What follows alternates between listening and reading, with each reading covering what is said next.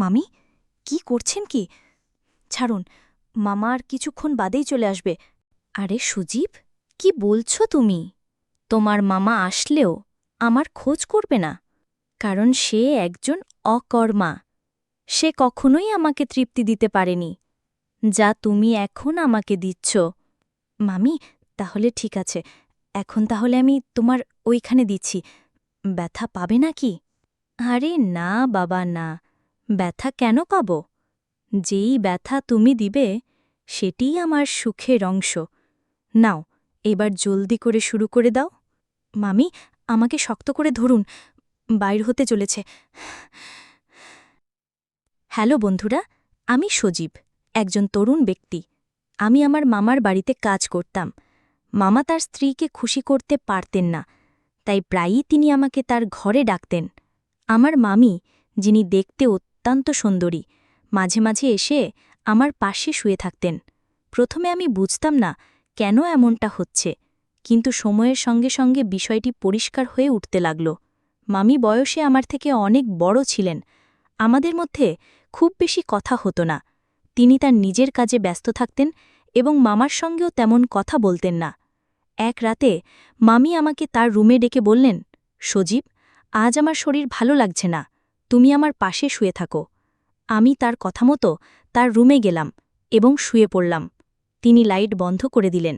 তখন আমি বুঝতে পারলাম, তাকে এতটা কাছাকাছি পেয়ে আমি নিজের আবেগ নিয়ন্ত্রণ করতে পারছি না। তখন আমি চাকরির খোঁজে ছিলাম, কিন্তু কোথাও কাজ পাচ্ছিলাম না। একদিন আমার বন্ধু রাকেশ বলল, তার মামা শহরে থাকেন এবং তিনি আমাকে চাকরি দিতে পারবেন। আমি খুব বেশি শিক্ষিত ছিলাম না, চতুর্থ শ্রেণী পর্যন্ত পড়াশোনা করেছি। এর ফলে ভালো চাকরি পাওয়া আমার জন্য কঠিন ছিল। আমি গ্রামে ছোটখাট কাজ করে কোনো মতে দিন কাটাতাম। রাকেশ আমাকে একটি মামার একটি ঠিকানা দিল। সেখানে গিয়ে আমি দেখলাম, তার মামা খুবই সম্ভ্রান্ত একজন মানুষ এবং তিনি হতে যাচ্ছেন আমার বস। তাকে আমি মামা বলেই ডাকতাম। মামা আমাকে একটি ঠিকানা দিয়ে বললেন, তুমি এখানে যাও এবং ডাক্তারকে দেখাও। ঠিকানায় গিয়ে দেখি এটি এক ডাক্তারের চেম্বার। ডাক্তার আমাকে কিছু শারীরিক পরীক্ষা করলেন এবং রিপোর্ট দিলেন। আমি রিপোর্ট নিয়ে মামার কাছে ফিরলাম। মামা রিপোর্ট দেখে হাসি দিয়ে বললেন, তোমার চাকরি পাকা হয়ে গেছে। এত সহজে চাকরি পেয়ে আমি অবাক হয়ে গেলাম। তখনও ভাবতে পারছিলাম না কিভাবে এত সহজে আমার এই সুযোগটি মিলল। চাকরিতে যোগদানের পর থেকেই আমি প্রায় মামিকে লক্ষ্য করতাম। তিনি খুবই আকর্ষণীয় এবং মার্জিত। তাকে দেখে আমার মনে হতো, যদি আমার স্ত্রী এত সুন্দর হতো। তবে আমি নিজের দায়িত্বে আরও মনোযোগ দিলাম। একদিন পুরনো এক চাকর এসে বলল, তোমার বস খুব কঠোর, তার মনোভাব বুঝে কাজ করো। মামি একদিন আমাকে ডেকে বললেন, তুমি খুব অল্প বয়সী এবং সুন্দর, পরিষ্কার পরিচ্ছন্নতায় মনোযোগ দাও। আমি এমন চাকর পছন্দ করি যে মনিবের মতো পোশাক পরে। কথা বলে তিনি কিছু টাকা দিলেন এবং বললেন, এটা তোমার নিজের জন্য খরচ করো। মামিকে দেখে আমি তার প্রতি মুগ্ধ হতে শুরু করলাম। তার জীবনে কোনো সন্তান ছিল না, যা তাকে সুখী হতে দেয়নি। মামা বেশিরভাগ সময় বাড়ির বাইরে থাকতেন, আর মামি মগ্ন থাকতেন ফ্যাশনও পার্টিতে। মামিকে দেখে মনে হতো তিনি আমাকে পছন্দ করতে শুরু করেছেন। আমি প্রায় সিনেমা ও নাটকে প্রেমের গল্প দেখতাম এবং কল্পনা করতাম মামি একদিন এসে বলবেন, আমি তোমার প্রেমে পড়েছি। এক রাতে যখন আমি ঘুমাচ্ছিলাম, মনে হলো আমার পাশে কেউ আছে। মামি অত্যন্ত সুন্দরী ছিলেন এবং তার দেহ আকর্ষণীয় ছিল। আমার মতো একজন দরিদ্র মানুষ যখন ভাবতাম কিভাবে চাকরের মতো জীবন কাটাবো, তখন মামিকে আমার স্ত্রী ভেবে সারা রাত কল্পনা করতাম। মামি সবসময় আমার কাজের প্রশংসা করতেন। তিনি আমাকে ডেকে যে কোনো কাজ দিতেন, আর আমি সেটি সততার সঙ্গে করে দিতাম, যেন কোনো অভিযোগের সুযোগ না থাকে। একদিন মামি অসুস্থ হলে আমি তাকে হাসপাতালে নিয়ে যাই এবং মামাকে খবর দিই।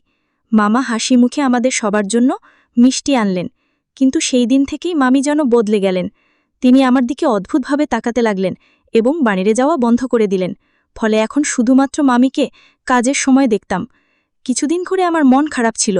মনে হচ্ছিল আমি হয়তো মামিকে নিয়ে অশক্ত হয়ে পড়েছি। কিন্তু আমি আমার কাজ চালিয়ে যাচ্ছিলাম। সময় এগিয়ে চলল এবং একদিন মামি সন্তান জন্ম দিতে চলেছেন এমন খবর এলো। তবে মামা আগের মতো খুশি ছিলেন না। তিনি সবসময় চিন্তিত থাকতেন। এক রাতে মামা আমাকে তার ঘরে ডেকে বললেন, এই ব্যাগটি নাও। যদি আজ রাতে আমার স্ত্রী সন্তান জন্ম দেন, তবে এই ব্যাগ ব্যবহার করে শিশুটিকে গোপনে সরিয়ে ফেলো। আমি কখনো মামার কোনো নির্দেশ অমান্য করিনি, তাই সেদিনও কোনো প্রশ্ন করলাম না। কিন্তু আমার মন খুব অস্থির ছিল। রাত গভীর হলে মামি ঘুমিয়ে পড়লেন। আমি গোপনে তার ঘরে গেলাম। মামি তখন চোখ বন্ধ করে শুয়েছিলেন। তার মুখের সৌন্দর্য দেখে আমি মুগ্ধ হয়ে গেলাম, কিন্তু মামার নির্দেশ মেনে কাজ করতে গিয়ে আমার হাত থেমে গেল। ব্যাগটি নিয়ে শিশুটিকে ঢুকানোর সময় মামি হঠাৎ চোখ খুললেন এবং মৃদু হাসলেন। মামি বললেন, তুমি কি সত্যি শিশুটিকে মেরে ফেলতে চাও? আমি চমকে উঠে বললাম, এটা আপনি কি বলছেন?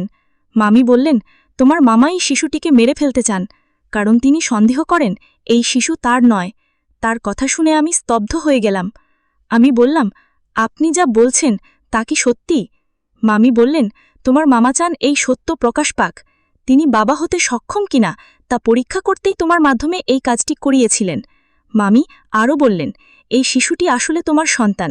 আমি কখনো চাইনি তোমার সঙ্গে এমন কিছু ঘটুক, কিন্তু তোমার মামা আমাকে বাধ্য করেছেন। আমি স্তব্ধ হয়ে বসে রইলাম। এত সুন্দর একজন মহিলার সঙ্গে, যাকে আমি মামি বলে ডাকি, এমন কিছু ঘটতে পারে তা ভাবতেও পারিনি। মামির এই কথা শুনে আমি হতবাক হয়ে গেলাম এবং কিছু বলতে পারলাম না। তুমি বলতে লাগলেন, তোমার মামা এমন এক পরিকল্পনা করেছেন যা তুমি বুঝতেও পারোনি। তুমি মনে করতে তুমি তোমার স্ত্রীর সঙ্গে আছো, কিন্তু আসলে আমি ছিলাম। তোমার মামা রাতের আধারে আমাকে তোমার রুমে পাঠাতেন এবং তোমার স্ত্রীকে অন্য ঘরে অজ্ঞান করে রেখে দিতেন। তিনি নিজেই পাহারা দিতেন যাতে কেউ সন্দেহ না করে। মামি বলতে লাগলেন, আমি প্রথমে বাধ্য হয়ে এসেছিলাম, কিন্তু পরে তোমার প্রতি আকৃষ্ট হতে শুরু করলাম। তোমার কাছ থেকে যে সুখ পাচ্ছিলাম সেটা তোমার মামা কখনো দিতে পারতেন না। সেই কারণেই আমি নিজেও তোমার প্রতি দুর্বল হয়ে পড়েছিলাম। তোমার মামা যখন এই পরিকল্পনা চালিয়ে যেতে লাগলেন, আমিও নিজে এটি উপভোগ করতে শুরু করলাম। তিনি আমাকে তোমার কাছে বারবার পাঠাতে থাকলেন। তিনি আরও বললেন, আমি গর্ভবতী হলাম, আর তোমার মামা আমাকে ভোরের অন্ধকারে ঘরে ফিরিয়ে আনতেন, যাতে কেউ কিছু বুঝতে না পারে। এইভাবে তোমার মামা তার সন্তান হওয়ার আশা পূর্ণ করতে চেয়েছিলেন। আমি নিজেও অজান্তে সেই পরিকল্পনার অংশ হয়ে পড়েছিলাম। কিছুদিন পর ডাক্তার জানালেন যে আমি মা হতে চলেছি। এ খবর শুনে তোমার মামা খুব খুশি হয়েছিলেন, কিন্তু আমি বিস্মিত হলাম যখন শুনলাম তিনি ডাক্তারের কাছেও মিথ্যা বলেছেন। মামি বলতে থাকলেন, কেউ কিভাবে তার স্ত্রীকে এমনভাবে ব্যবহার করতে পারে? তোমার মামা আমাকে ও তোমাকে তাদের খেলার পুতুল বানিয়ে ফেলেছিল। আমি চুপচাপ শুনছিলাম এবং ভাবছিলাম, কিভাবে এমন ঘটনা সম্ভব?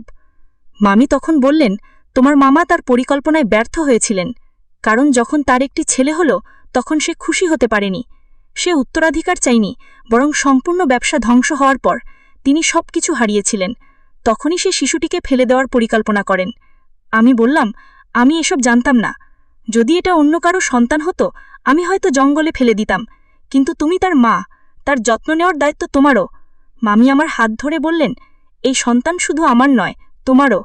তুমি তার পিতা, এর সুরক্ষার দায়িত্ব তোমারও সমান। আমি বললাম, তাহলে এই সন্তান আমার, তুমিও আমার স্ত্রী। মামি মুচকি হেসে বললেন, ধনসম্পদের লোভে আমি অন্ধ হয়ে এমন একজনকে বিয়ে করেছি যে তার সম্মান রক্ষা করতে তার স্ত্রীকে অন্যের কাছে পাঠিয়েছিল, এবং যখন আমি তার সম্মান রক্ষা করলাম তখন সে সন্তানের প্রাণ নিতে চাইল। মামি আরও বললেন, আমি আর এই মানুষটির সঙ্গে থাকতে চাই না। তোমার মন অনেক বড়, তুমি গরিব হতে পারো, কিন্তু তুমি একজন সৎ মানুষ। আমি তোমাকে বিয়ে করতে চাই, যাতে আমাদের সন্তান ভালোভাবে বেঁচে থাকতে পারে। মামি জানালেন, তিনি মামাকে ডিভোর্স দিয়েছেন। আমরা একসঙ্গে থাকতে শুরু করলাম। মামি সেই বাড়িটি আগেই নিজের নামে করেছিলেন। কিছুদিন পর যখন আমার স্ত্রী বিষয়টি জানতে পারলেন, আমি তাকে ছেড়ে যেতে চাইলেন, কিন্তু মামি পুরো ঘটনা ব্যাখ্যা করলে আমি তাকে বুঝিয়ে শান্ত করলাম। অবশেষে আমি আমার দুই স্ত্রীর সঙ্গে সুখে সংসার করতে শুরু করলাম। আমরা সবাই একসঙ্গে থাকি। আমি আজ খুব খুশি, কারণ এমন সুন্দর জীবন আমি কখনো কল্পনা করিনি। বন্ধুরা, গল্পটি কেমন লাগলো জানাতে ভুলবেন না। আরও মজার মজার রোমান্টিক গল্প শুনতে চাইলে ভিডিওটি লাইক, শেয়ার এবং চ্যানেলটি সাবস্ক্রাইব করতে ভুলবেন না।